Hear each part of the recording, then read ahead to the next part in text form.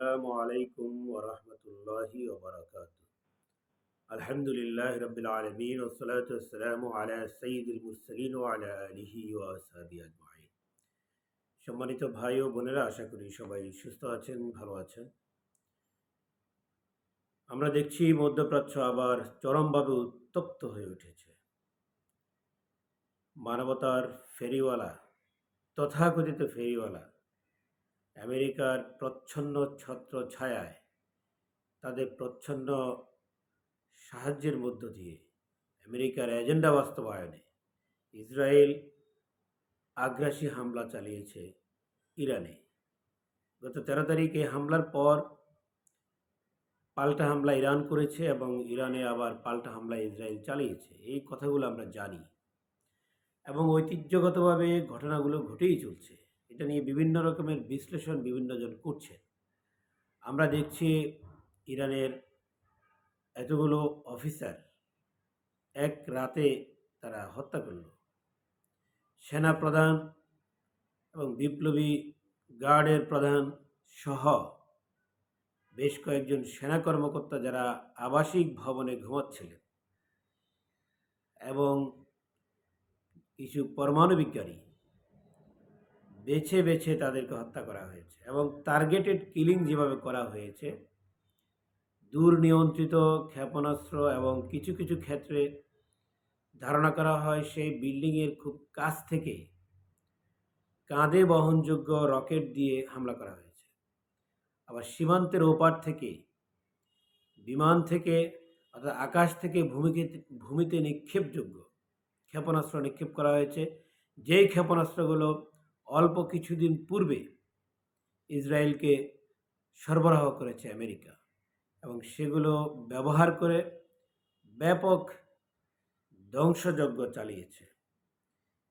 সবচেয়ে বড় ভয়ানক বিষয় হচ্ছে ইরান তার নিজের দেশের অভ্যন্তরে ভালো প্রতিরক্ষা ব্যবস্থা গড়ে তুলতে পারেনি। তার নিজের প্রতিরক্ষা বাহিনীর লোকদের জন্য পরমাণু বিজ্ঞানী সহ যারা গুরুত্বপূর্ণ কর্মকর্তা তাদের নিরাপত্তা নিশ্চিত করতে পারেনি। এই না পারার বড় জায়গাটি হচ্ছে গোয়েন্দা ব্যর্থতা।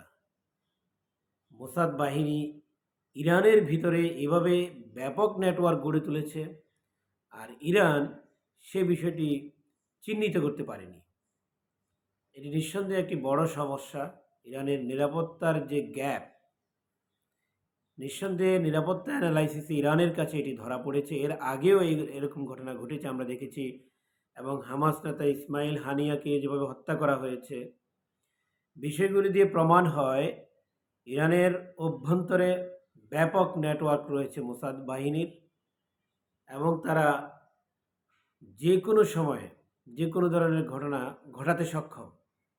এভাবে চিহ্নিত করা, শীর্ষ নেতৃবৃন্দকে তাদের অবস্থান চিহ্নিত করা, একদম এক্স্যাক্টলি ল্যাটিটিউড লঙ্গিটিউড অক্ষাংশ দ্রাঘিমাংশ দিয়ে চিহ্নিত করে সে কোর্সে ক্ষেপণাস্ত্র পাঠানো এবং এই মুহূর্তে তারা কোথায় আছে, এই যে ট্র্যাকিংগুলো, এটি ইরানের নিরাপত্তা বাহিনীর অভ্যন্তরে নিঃসন্দেহে মোসাদ ঢুকে পড়েছে বহু আগেই।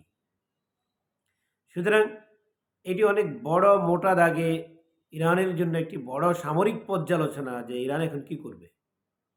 হ্যাঁ, প্রতিশোধের কথা আমরা আগেও দেখেছি। ইরান প্রতিশোধ নিয়েছে, বিভিন্ন সময়ে পাল্টা হামলা চালিয়েছে। কাসেম সোলাইমানিকে যখন হত্যা করা হয়েছিল তখনও তারা পাল্টা প্রতিশোধ নিয়েছে। এবারও একই কাহিনী করেছে এবং এর আগে একটি আমেরিকার ঘাঁটিতেও তারা হামলা করেছিল।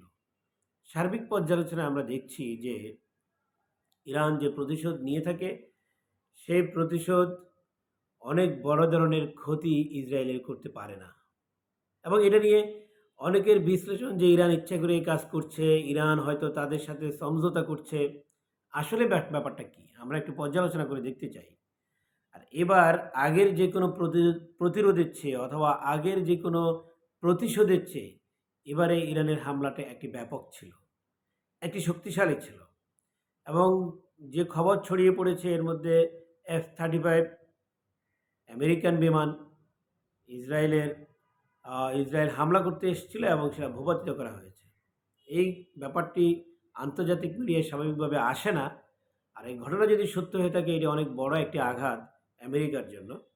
কারণ আমেরিকা যে প্রযুক্তিগত উৎকর্ষতার কথা বলে আসছে এবং শ্রেষ্ঠত্বের দিক থেকে সেই জিনিসটাকে তারা প্রতিষ্ঠিত করেছে, সেই জায়গায় বলার সময় এসেছে যে, "তুমি এখন বৃদ্ধ শক্তি বাঘ। তুমি এখন বৃদ্ধ বাঘ।"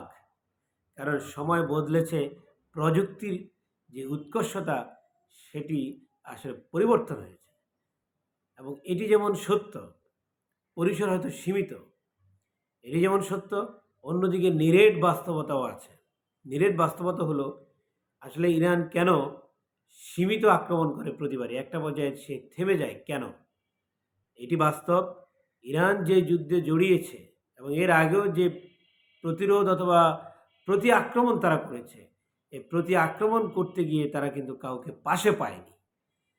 কোনো আরব রাষ্ট্রকে পাশে পায়নি, বরঞ্চ আরব রাষ্ট্রগুলো ইরানকে উল্টো প্রতিরোধ করছে এবং ইরানের বিরুদ্ধে তারা ইসরায়েলকে সাহায্য করছে।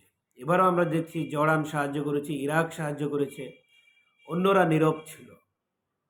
এটি অত্যন্ত ভয়ঙ্কর একটি দিক। এই বাস্তবতা তারা উপলব্ধি করছে না। তারা সীমিত সময়ের জন্য তাদের ক্ষমতাকে তারা ধরে রাখাটা অনেক বড় গুরুত্বপূর্ণ মনে করছে। অথচ তারা জানে না, ইরানের প্রতিরোধ যুদ্ধটা যদি থেমে যায়, এর পরে আক্রমণগুলো কী পর্যায়ে আসবে তারা কি এখনও বুঝতে পারছে না? আমরা অত্যন্ত সুচারুরূপে ঘটনাগুলো আমরা ঘটতে দেখছি। ইরান এর আগে আমেরিকান ঘাঁটিতে হামলা করেছে সীমিত পরিসরে, ইসরায়েলে হামলা করেছে একটি নির্দিষ্ট পরিমণ্ডলে, এবং এরপরে অনেকে বলে যে তারা তো আর এর বেশি করবে না। আসলে তারা কতটুকু করবে, কতটুকু দৌড়ানোর সামর্থ্য তাদের আছে, এই বাস্তবতা তো ইরানিরা বুঝে।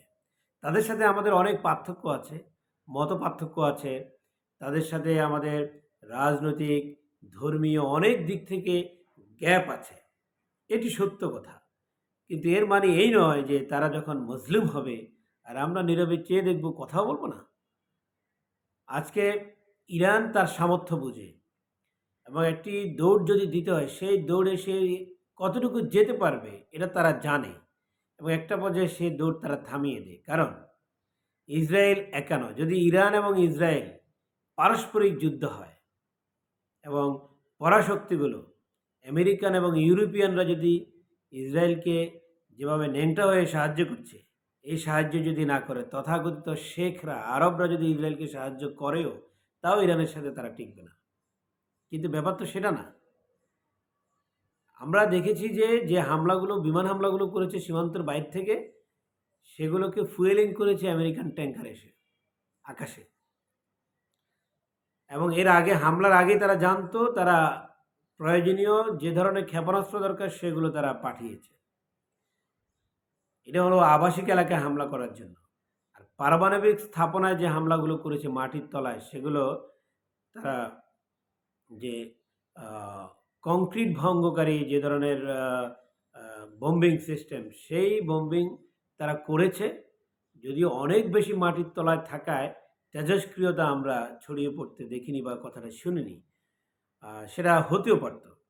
ক্লাস্টার বোমা যেগুলো তারা ফেলেছে, এগুলো আমেরিকার সরবরাহ করা বোমা, এবং এই ক্লাস্টার বোমা নিক্ষেপ করাই হয় এই জন্য যাতে কংক্রিট ভেদ করে তলায় চলে যায়। ইরানের এই প্রজেক্টগুলো অনেক তলায় থাকায়, মাটির তলায় থাকায়, একাধিক স্তর থাকায় হয়তো ইউরেনিয়াম সমৃদ্ধকরণ চুল্লিগুলো বিস্ফোরণ হয়নি এবং সেখান থেকে তেজস্ক্রিয়তা ছড়িয়ে পড়েনি। এই বোকা আরব রাষ্ট্রগুলো তো জানা দরকার ছিল, ইরানে যদি তেজস্ক্রিয়তা ছড়িয়ে পড়ে, সেই তেজস্ক্রিয়তা ইরাক, কুয়েত, সৌদি আরব, জর্ডান কেউ তো বাঁচতে পারবে না। সেই তেজস্ক্রিয়তার ধাক্কা তাদের সবার গায়ে লাগবে। তো সুতরাং এই জায়গায় এসে আমরা দেখছি যে ইরান এক পর্যায়ে থেমে যেতে হয় তাকে। কিন্তু এবারে তাদের পলিসি মনে হচ্ছে যে শেষ মরণ কামড় তারা দিবে, যে আমার দেয়ালে পিঠ থেকে গেছে, আমি তো আর পারছি না। এই অবস্থায় ইরান যদি চূড়ান্ত মরণ কামড় দেয়, তাহলে এর ফলাফল ইসরায়েলকে ভোগ করতে হবে, আমেরিকানদেরকেও ভোগ করতে হবে। তবে একটা পর্যায়ে সর্বগ্রাসী আক্রমণের মুখে ইরান হয়তো থেমে যাবে, কারণ তারা সর্বদিক থেকে সাপ্লাই দিবে ইসরায়েলকে।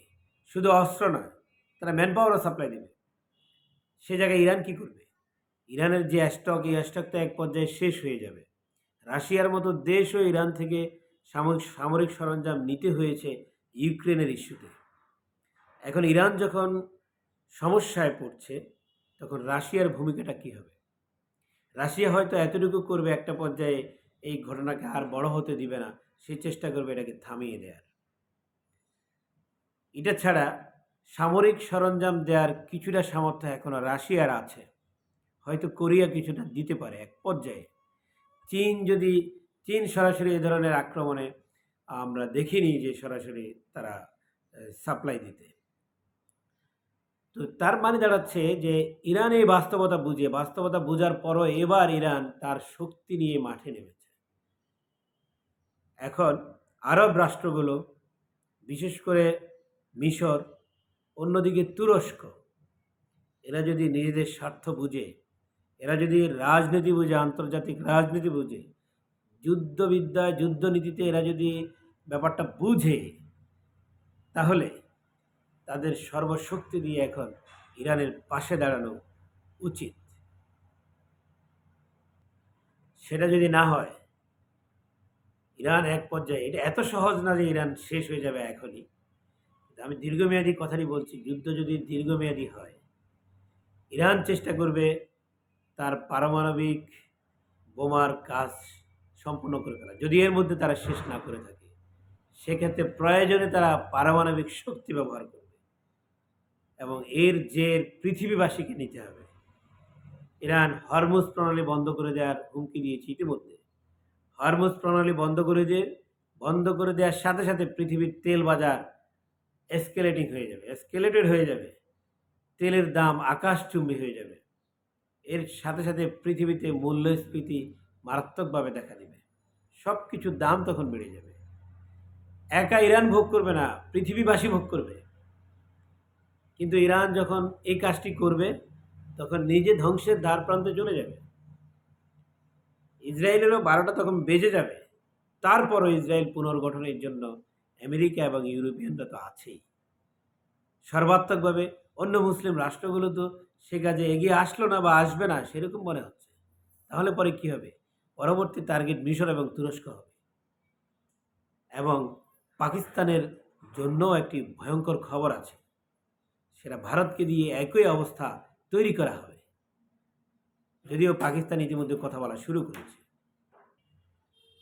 ফলে যেটা হতে যাচ্ছে, আমরা যেটা বহু পূর্বেই অনুভব করেছি, আমেরিকা যখন আফগানিস্তান থেকে চলে যায়, তখনই এই কথাটি আলোচনায় এসছে। মধ্যপ্রাচ্যের রাজনীতি আমেরিকা, মধ্যপ্রাচ্যের নিয়ন্ত্রণ আমেরিকা ইসরায়েলের হাতে তুলে দিতে চায় এবং তুলে দিয়েছে। সেই জন্য আমেরিকা আফগানিস্তান থেকে বিদায় নিয়েছে। আফগানিস্তান মধ্যপ্রাচ্যের অংশ নয়, কিন্তু আফগানিস্তানের রাজনীতি, আফগানিস্তানের অবস্থা মধ্যপ্রাচ্যকে সবসময় প্রভাবিত করে এবং সেখান থেকেই শুরু হয়েছে। মধ্যপ্রাচ্যের এই জায়গা থেকে আমেরিকা আফগানিস্তান থেকে সরে গিয়ে ইরানের চতুর্পাশে যে দেশগুলো আছে, যেখানে আমেরিকা ঘাঁটি গেড়েছে, আমেরিকা সর্বশেষ এই জায়গাগুলো থেকে আক্রমণ করবে ইরানে। এবং একটা পর্যায়ে সে যদি সফল হয়, এখান থেকে সে চলে যাবে, ইসরায়েলের হাতে তুলে দিয়ে সে চলে যাবে। ব্যাপারটা যত সহজে বলা হচ্ছে, ব্যাপারটা এত সহজ হবে না। আর যদি আমাদের মধ্যপ্রাচ্যের রাজাদের ঘুম না ভাঙে, তাদের তথ্যে অবস্থা ভেঙে যাবে।